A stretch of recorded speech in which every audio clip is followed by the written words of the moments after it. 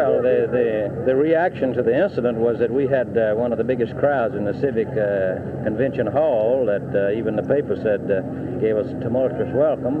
And we got enough signatures in one night to get on the ballot in the state of Minnesota, and we found that we had the same type of support there we find anyplace else, but you had about 150 out of 7,000, mostly college students who want to disrupt, and they are the anarchists, and they are the people we've been talking about in the country. They talk about free speech, but they try to assault and everybody else who exercise their right of free speech. And I wish you could have seen the reception those 7,000 people gave the statement that these are the folks that people in the country are sick and tired of.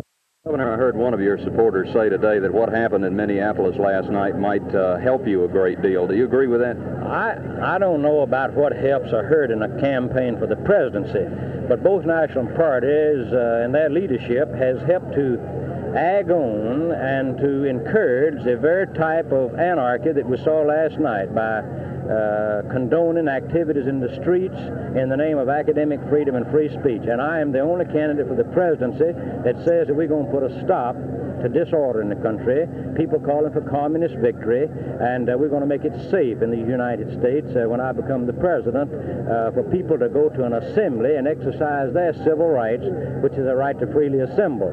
But I want to again point out that this was a tremendous crowd of support for us, and it was just a small group there in the auditorium.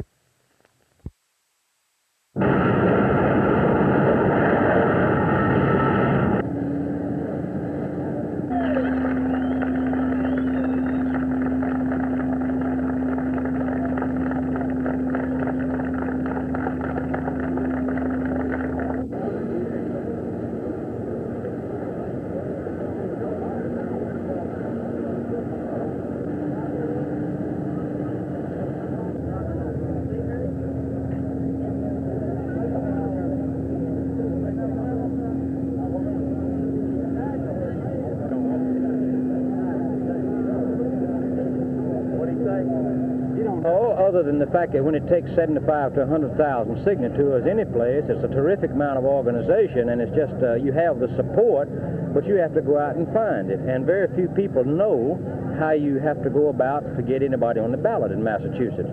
And so these boys are going to help us. It's a state that has an impossible law. If we are able to comply with it, it means that we have overcome an impossible statute, a statute passed to keep movements of this sort off the ballot. In my judgment, we will make it in that state, even though the law is designed to keep us from making it. How do you, Governor, have you decided who you want to be your vice presidential running mate yet? Not yet, but we'll let ours be known at the same time the other two parties let theirs be known, because they don't have to announce theirs till July and August at their conventions, and so we're going to announce ours about that time, too. What's your philosophy? And we do appreciate Governor Griffin of Georgia, though, being a stand-in for us at this time. What's your philosophy on the use of young people a la Kennedy and McCarthy? Well, I don't know how they're using them myself, but I say we got some fine young people here that are going to work for us, and I'm very grateful to these young boys and young girls who are working for us in Massachusetts, and we had many young people from Minnesota working for us last night.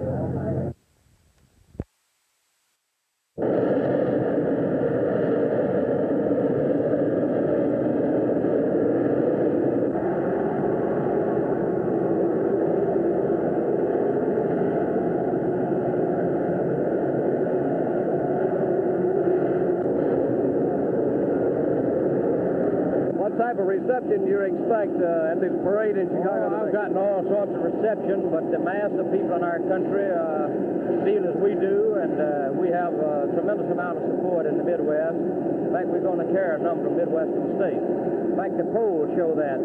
The other day in Ohio, we won a poll by the Cincinnati Enquirer, and so I'm looking forward to going to Chicago, into the Midwest, and also the East.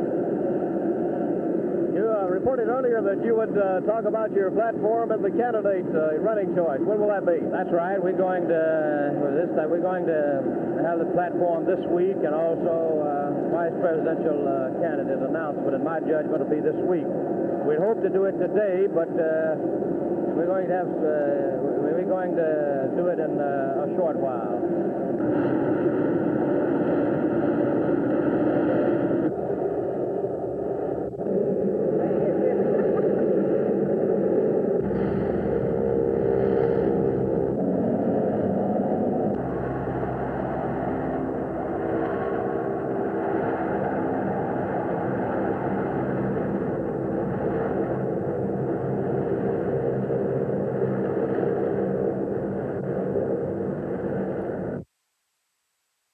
one possibility would be that your candidacy might throw the election into the House of Representatives, then that you would have some bargaining power.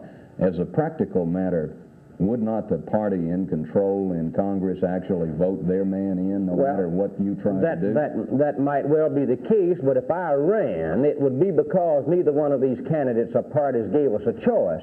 So if it is thrown into the House and we do not win, we would be just as well off then as we are now if we didn't run, because the parties and candidates would be the same. And so I say that if we run, we can win a plurality of the vote in enough states to win the presidency.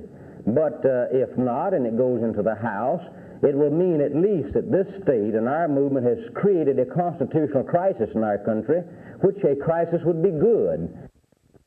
Governor, there's a great deal of speculation that your candidacy might darken the hopes of the Republican Party to elect a man for president. This speculation goes on all the time, and that you, in fact, could probably tip the scales in favor of the Democrats. Well, I think that that's a good position of the people of Alabama to be in, that our movement could tip the scales in favor of anyone or have something to do with the outcome of a presidential election. They've never paid any attention to the people of our state before. Let me say that in California, we got more Democratic registration, I am told, than Republican registration. That is, re-registration in our party, the American Independent Party. So by that, we are getting more Democratic support than we are Republican support. If you do announce your formal candidacy for the presidency, will you quit using the state employees in your campaign, the ones who have been using? Well, of course, we're not going to use the state employees, other than to say that my wife ran for the governorship on the platform of continuing this fight to return domestic democratic institutions to the people, against this trend of the government to run our lives. That was her platform. I'm not an announced candidate for the presidency, and my going to California to try to awaken the people in that state as they are awakened, and the country to the dangers of these trends, is carrying out my wife's platform. I'm not an announced candidate for the presidency, and so we are only doing what she told the people she would do, and she was elected on that in 1966.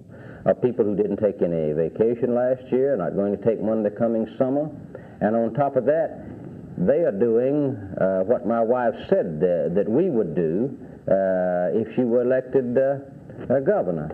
And we've preached this gospel of local government and constitutional government throughout California. That's exactly what she said she was going to do when she was elected. And everybody that voted for her knew that we were going to carry on this movement. So if I get elected, if I announce as a candidate for the presidency, we're not going to use state employees, no, in the carrying on of my presidential campaign. You seem to be getting deeper into the presidential race. Have you set a date as yet as to when you're going to make your announcement one way or another? Well, this getting on the ballot in California, that looks like is very evident. If that doesn't shock the leaders of both national parties, of course, I know they are shocked. But whether or not they respond or react in the proper manner is another question. And we're going to give them a short while to see what kind of response they make. Similar point system has been used by the Department of Public Safety in the past, but has been used only as a guide in deciding on driver's license suspension or revocation. However, in the future, this point system I've outlined today will be strictly enforced. We simply will not allow habitual violators of our traffic laws to continue operating their vehicles on our highways, endangering the lives of others. As I have said in the past, the first step in reducing traffic accidents is law enforcement. This we fully intend to do with every means available. It is not fair for innocent and law-abiding drivers to be killed and maimed by irresponsible and reckless drivers who disregard the rights of others. I'm wholeheartedly committed to whatever steps may be necessary in reducing the number of senseless, tragic accidents on our highways. I know that the concerned driving public and the thousands of responsible safe drivers in Alabama will join with Colonel Floyd Mann and his state troopers in helping to reduce our traffic toll. In this connection, I'm also happy to announce today that our state has received a federal grant of $33,710 to finance the installation of an electronic classroom at the Alabama Police Academy here in Montgomery. The most modern electronic visual aid equipment will be used to help train Alabama's law enforcement officers in highway safety and all other aspects of their jobs. This new equipment will give Colonel Mann and his department the most modern training and instructional facilities for law enforcement in the state of Alabama.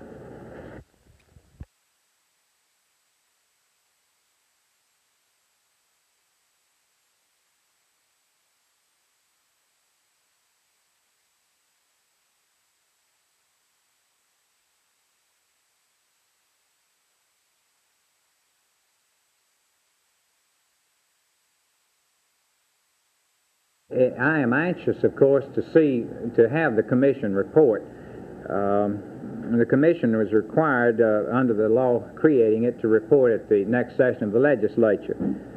But if we're going to implement in the regular session next year the recommendations of the commission, we'd need to report some weeks in advance, certainly, to go over and formulate legislative proposals which would embody the recommendations of the commission. I've indicated to Dr. Philpott that we'd like to have the commission report as early as possible. He's indicated that it's going to be very difficult to get it ready, too.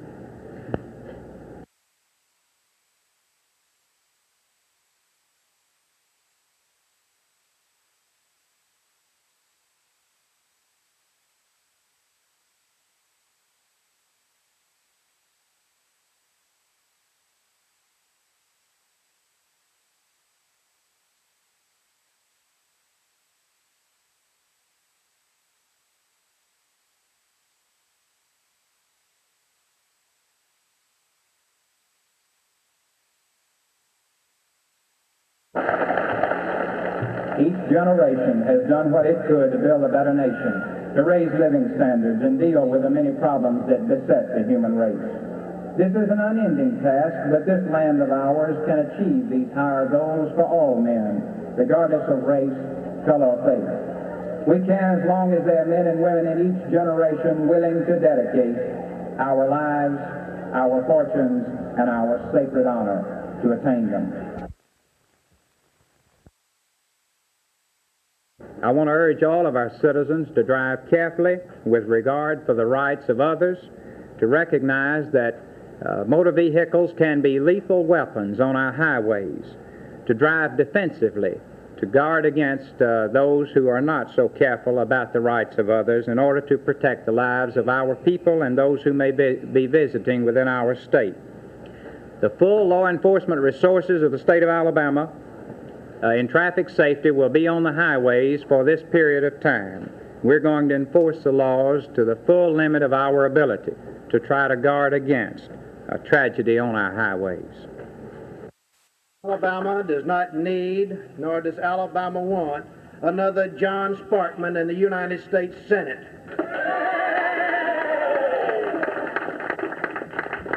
Alabama does not need, Alabama does not want another mealy-mouthed national Democrat to run away from the issues. We don't need two John Sparkmans in the United States Senate.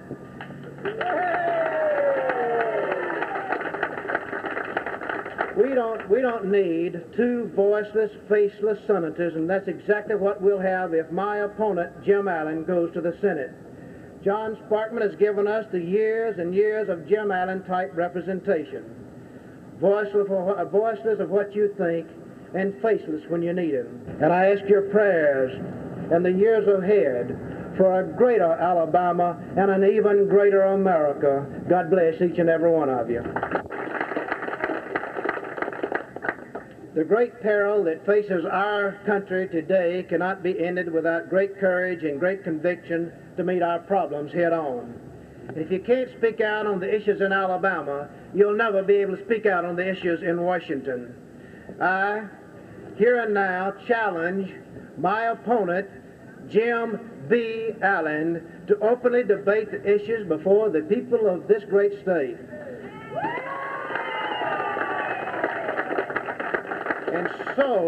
And so that Jim B. Allen cannot cringe on the battle's edge I hereby agree to meet him at any time and any place to face together the people of Alabama.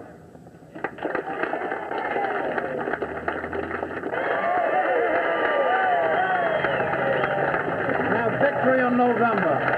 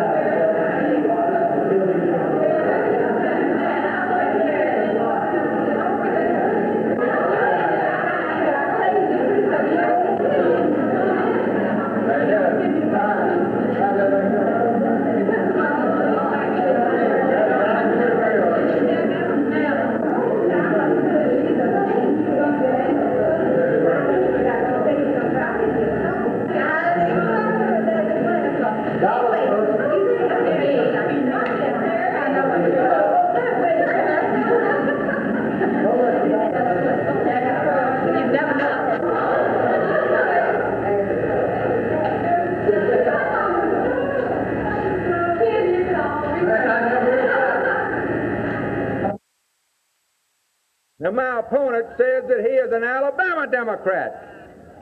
He doesn't say that he is a national Democrat. He says, I'm an Alabama Democrat. Well, I've got some news for you. The national Democrats are fighting for my defeat. They're doing everything they can to defeat me because they know that I have been outspoken on every issue and opposed consistently LBJ and the national Democrats wherever I could.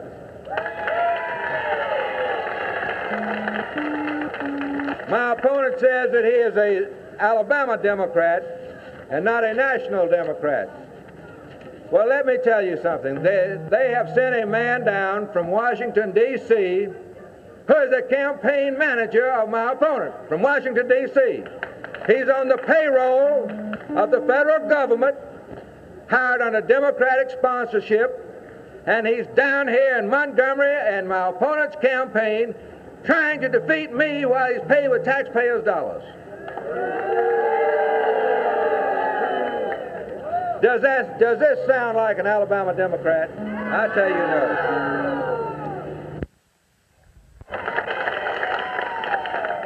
He is on the Democratic patronage. He is hired under the sponsorship of John Moss, a Democrat congressman from California, and he's my opponent's campaign manager. Under a bright and almost clear sky in the tempo of the day set by a marching band, Republican Bill Dickinson opened his Montgomery headquarters today. The campaign stage appears to be pretty much of a repeat of 2 years ago. The race involves the same two candidates, with Montgomery County apparently playing a decisive role in the final analysis.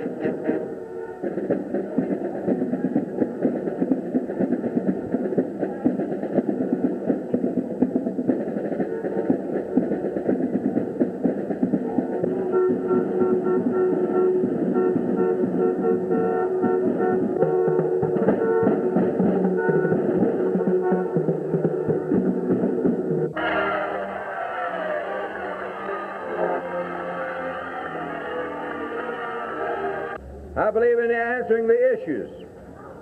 And one of the biggest issues in the race today is how will Bill Dickinson vote in the Congress if the presidential election is thrown into Congress, in the House of Representatives? I'm not dodging the question, and I'm not ducking it. I'm here to answer it just as plain and as straightforward as I can.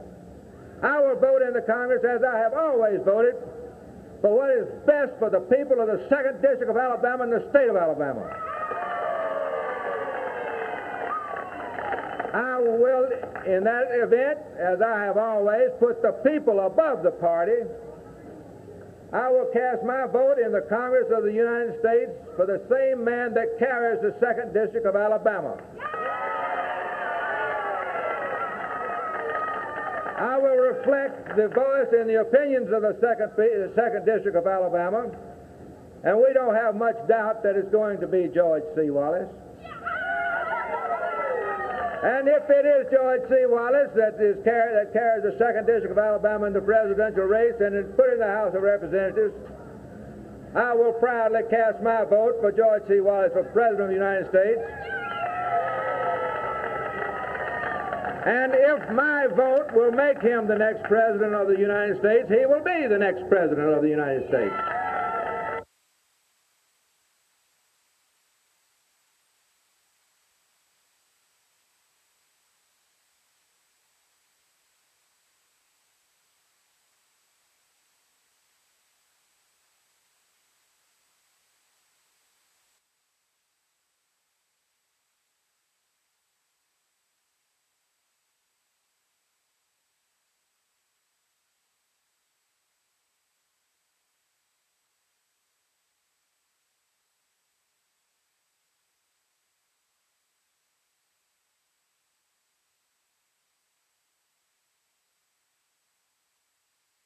Well, the biggest factor in clothing is due to our revenue, our income, and against our expenditures. Where it's getting to the point that you just can't operate it. Well, this time of the year, December, January, and February, of course, is the dullest months in the hotel and motel business. At the same time, our overhead are the highest. And we're right now operating at about $100 to $150 a day loss. And that's the primary reason for closing it, because we just can't continue to operate it with a loss that great. Well, the announced plans to possibly build a motel here, is that still in the works? Well, it's possible, but it's very doubtful, maybe. Our lease is not sufficient to get adequate financing to justify going into an expenditure of about $1 million and amortize it and pay interest and keep the hotel going and at the same time motel.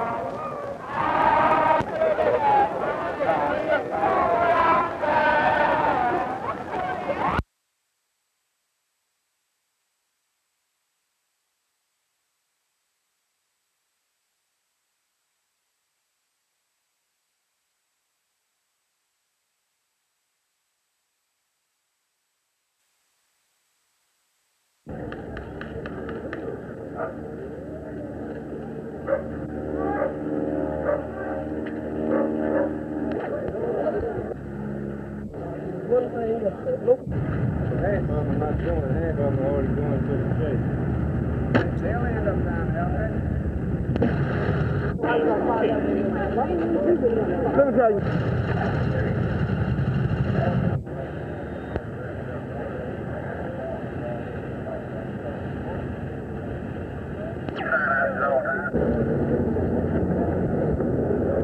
I want you to remember this, all of you. Remember as long as you live, that a great man once pastored this church out of the land of bondage. But it was a long way the way he found it. And I said this, Montgomery, Alabama is a great town. But not because of the Wallaces, but because Martin Luther King Jr. made it so.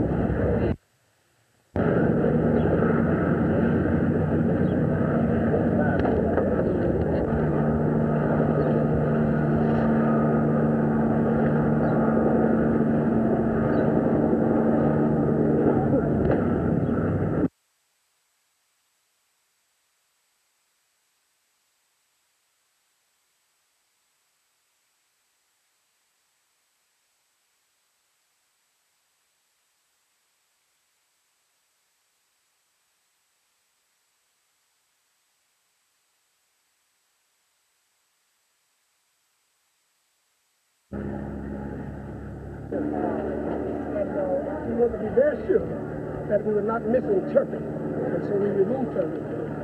In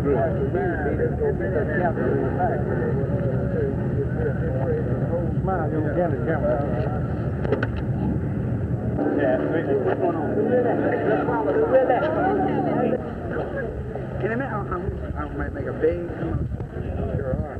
We're not there. A man who led us not all the way.